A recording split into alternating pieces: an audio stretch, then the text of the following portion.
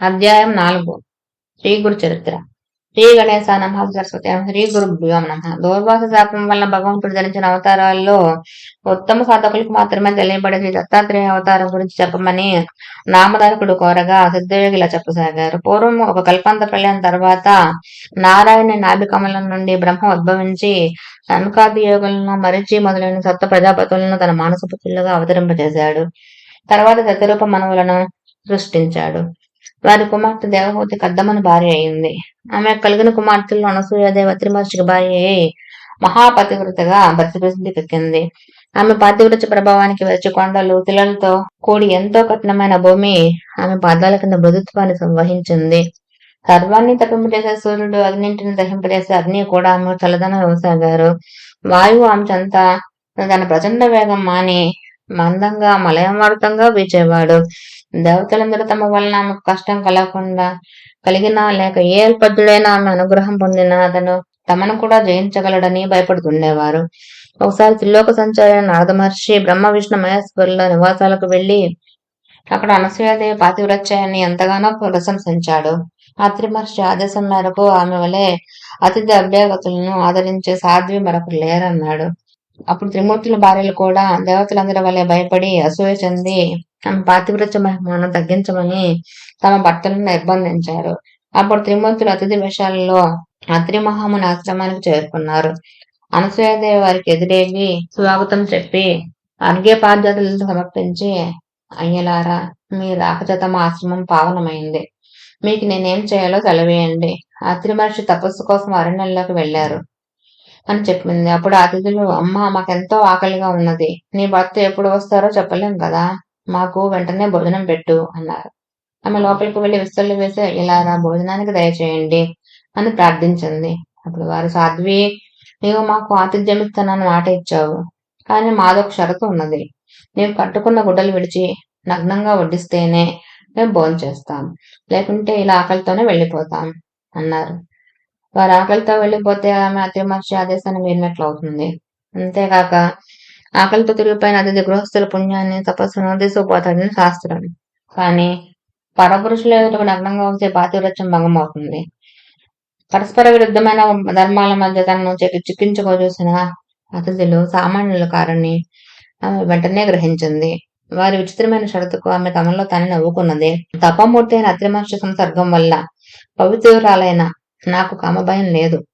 ఆకలిగొని అన్నం అడిగిన వీరు ధర్మం ప్రకారం నా బిడ్డలే కాని పరపురుషులు కారు అనుకుని ఆ సాధ్వి, అయిలారా, అలానే చేస్తాను, భోజనానికి లేవండి అని చెప్పి ఆశ్రమం లోపలికి వెళ్లి అత్రి మహర్షి బాధకులతో, స్వామి, నేను మీ ఆజ్ఞ మేరకు వారు నా బిడ్డలన్న భావంతో భోజనం వడ్డిస్తాను అని చెప్పుకున్నది. ఆమె ఒక పాతివ్రత్య మహిమాన్వితమైన సంకల్పం వలన ఆమె భోజనం వడ్డించడానికి నగ్నంగా వెళ్లేసరికి ఆ ముగ్గురు పసిపిల్లలయ్యారు. ఆమె భావాన్ని అనుసరించి ఆమెకు బాలింత వల్ల స్తన్యం వచ్చింది. ఆమె వెంటనే మరలా వస్త్రాలు ధరించి ఆ బిడ్డలకు తృప్తిగా పాలిచ్చింది. నిరంతరము సృష్టి చేసి అలసిపోయిన వాళ్ళ బ్రహ్మదేవుడు, ప్రపంచాన్ని పాలించలసిపోయిన వాళ్ళ శ్రీ మహావిష్ణువు, జగసంహార కార్యం వలన సోలిపోయిన వాళ్ళగా శంకరుడు అనసూయాదేవి యొక్క పాతివ్రత్య మహిమను గ్రోలి విశ్రాంతి పొందారు. ఆ మహాపతివ్రత తన దివ్య దృష్టి వలన ఆ ముగ్గురు త్రిమూర్తులని తెలుసుకొని ఊయల్లో పెట్టి ఆ జరిగిన కథని జోలగా పాడుచున్నది. ఇంతలో అత్రి మహర్షి వచ్చి ఆమె నుండి సర్వము తెలుసుకొని ఊయల్లోని త్రిమూర్తులను దర్శించి ఆ రూపాల్లో ప్రకటమైన పరమాత్మను ఇలా స్తుతించాడు. ఓ మహావిష్ణువు తండ్రి, నీవు సృష్టి స్థితిలైన కారణుడవు, జగత్సాక్షివి, విశ్వమయుడవు, విశ్వాధారుడవు. ఓ పరమేశ్వర, నువ్వు సహజంగా ఒక్కడివే అయినా నీలీల చేత త్రిమూర్తులుగా మారి క్రీడిస్తున్నావు. వాస్తవానికి జగత్తు నీకంటే వేరు కాకపోయినా మసక చీకటిలోని తాడు దానికి భిన్నమైన పాముగా గోచరించినట్లు నేను నాది అనే మాయతో కూడిన భావన వలన నీకంటే వేరైనట్లు జీవులకు గోచరిస్తున్నది. ఊయల్లోని పిల్లలు హాయిగా నిద్రపోతున్నారు. త్రిమూర్తులు ఆ స్తోత్రానికి తృప్తి చెంది తమ నిజ రూపాలతో కూడా ప్రత్యక్షమై వరం కోరుకోమన్నారు. అప్పుడు ఆయన సాభిప్రాయంగా భార్య వైపు చూస్తూ, సాధ్వి, వీరు మనస్సు చేత కూడా పొందడానికి వీలు కానివారు, అయినా నీ భక్తి వలన ఇలా వచ్చారు. నీ అభిష్టమేమిటో నివేదించుకో అన్నారు. అనసూయాదేవి, స్వామి, ఈ సృష్టి యొక్క వికాసం కోసమే మీరు భగవంతుని చేత సృష్టించబడ్డారు కదా. కనుక ఈ మూడు మూర్తులుగా ప్రత్యక్షమైన వీరిని పుత్రులుగా పొంది మీ అవతార కార్యం నెరవేర్చుకోవడమే నా అభిష్టం అన్నది. అత్రి మహర్షి సంతోషించి, మీరు మాకు పుత్రులుగా పుట్టి మా ముద్రించండి అని కోరాడు. అప్పుడు వారు మహర్షి, మా అమ్మ నీకు సంపూర్ణంగా దత్తం చేసుకున్నామన్నారు. ఆ పతివ్రత ప్రభావం చేత త్రిమూర్తులు అత్రి కోరిన వరమును అనుగ్రహించి తమ లోకాలకు వెళ్లి వారి భార్యలను కలుసుకున్నారు. తర్వాత అత్రి అనసూయలకు ముగ్గురు పుత్రులు కలిగారు. సద్గురువైన అత్రి మహర్షికి ఆత్మసమర్పణ చేసుకొని సేవించిన దానికి ఫలితంగా తమకు వ్రతభంగం చేసి సేవించడానికి వచ్చిన త్రిమూర్తులను బిడ్డలుగా పొందింది అనసూయాదేవి. తర్వాత అత్రి మహర్షి బాలకృష్ణమూర్తికి దత్తుడని, దర్శన మాత్రం చేతనే అందరి హృదయాలకు ఆహ్లాదాన్నిచ్చే బ్రహ్మదేవునికి చంద్రుడని, ప్రళయకర్త అయిన రుద్రుడికి దౌర్వాసుడని నామకరణం చేశారు. ఈ ముగ్గురు అత్రి యొక్క సంతానం కనుక వీరిని ఆత్రేయులని, దత్తుని దత్తాత్రేయుడని వ్యవహరిస్తారు. ఈయనే సాక్షాత్తు పరమేశ్వరుడు, కృతులకు కూడా అందని సచిదానంద స్వరూపుడు, మానవులకు అభిష్టాలు నెరవేర్చి యోగము జ్ఞానము ప్రసాదించేవాడు. స్మరించిన తక్షణంలోనే అనుగ్రహిస్తూ సర్వత్రా సంచరిస్తుంటాడు. దౌర్వాసుడు మిక్కిలి కోప స్వభావం కలవాడైన ఆయన కోపం కూడా లోకానికి కళ్యాణమే చేకూర్చింది. చంద్రుడు సర్వజీవులను పోషిస్తూ ఉంటాడు.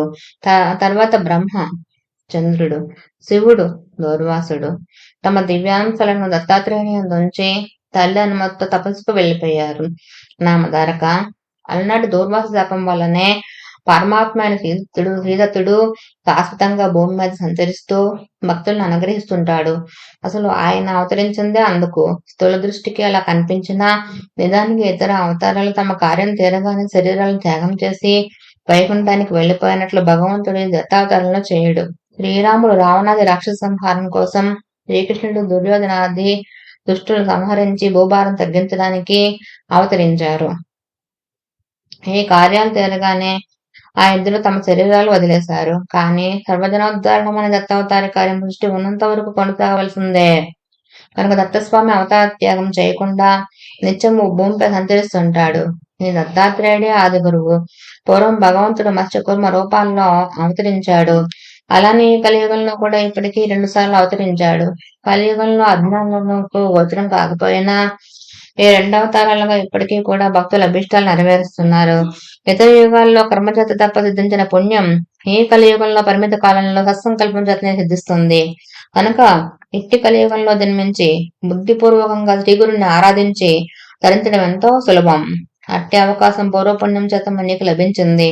కనుక నేను చెప్పే గురు కథలు శ్రద్ధతో విను అన్నారు సిద్ధయోగి.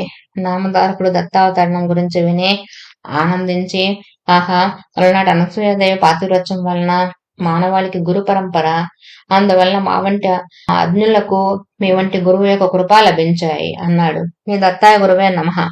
శ్రీపాద శ్రీవల్లభాయ నమః. శ్రీ సరస్వతియే నమః.